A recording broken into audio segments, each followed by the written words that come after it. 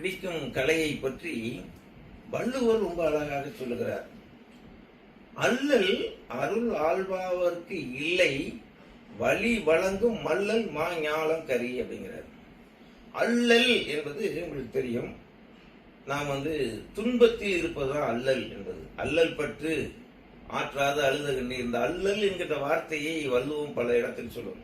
அது மிகப்பெரிய துன்பம். அந்த மிகப்பெரிய துன்பம் யாருக்கு இல்லைன்னா சான்றோர்களுக்கு இல்லை, அல்லது ஆன்மீகத்தை உணர்ந்த அருளாளர்களுக்கு இல்லை. எதனாலன்னா வழி வழங்கும், வழின்னா உங்களுக்கு தெரியும், வளிமண்டலம் சொல்லுவோம், காற்று.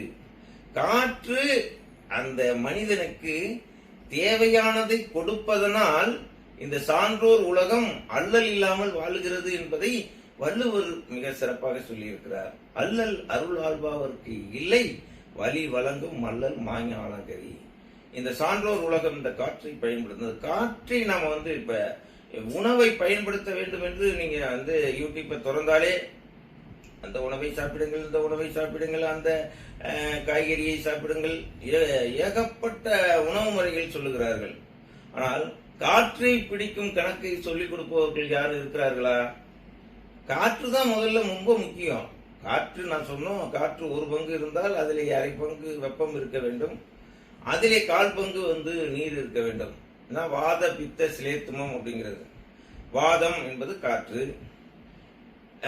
நெருப்பு என்பது பித்தம், நீர் என்பது கபம்.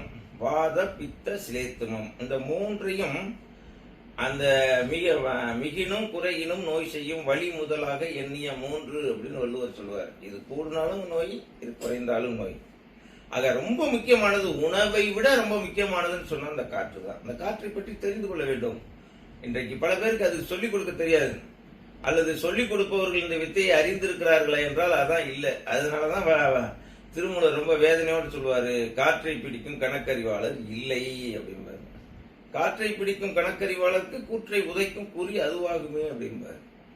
ஆகவே ஒரு வித்தை, இந்த காற்றை பிடிக்கிற வித்தை அப்படின்னா முதல்ல அவருக்கு என்ன, நீங்க இந்த வித்தையில நீங்க எந்த அளவுக்கு தேர்ந்தெடுக்கிறீங்க. சும்மா நுரையீரலை மட்டும் மூச்சை இழுங்க, மூச்சை அடக்குங்க, மூச்சை வெளியிடுங்க அப்படின்னு இந்த நாடி சுத்தி அப்படிங்கிற இதுல ஒரு சாதாரண ஒரு பயிற்சி சொல்லிட்டு இதுதான் வாசி யோகம், இதுதான் பிராணாயாமம் சொன்னா அதெல்லாம் பயன்படாது. உடம்பிலே நிறுத்தி காட்ட வேண்டும். அந்த காற்றை நிறுத்தி அது வித்தியாசத்தை உணர்த்தி காட்ட வேண்டும். நாங்க இந்த வயதிலையும் பாருங்க, 63 வயதுல எந்த தோல் சுருக்கம் இல்லாமல் எந்த ஒரு இதுவும் இல்லாமல் இருக்கிறோம் அப்படின்னா அதுக்கு காரணம் என்னன்னா அந்த வித்தையை முழுமையாக உணர்ந்து அதை மக்களுக்கு எளிமையாக பயிற்றுவிக்கிறோம். இதில் ஆர்வம் உள்ளவர்கள் தொடர்பு கொள்ளலாம். நல்லது.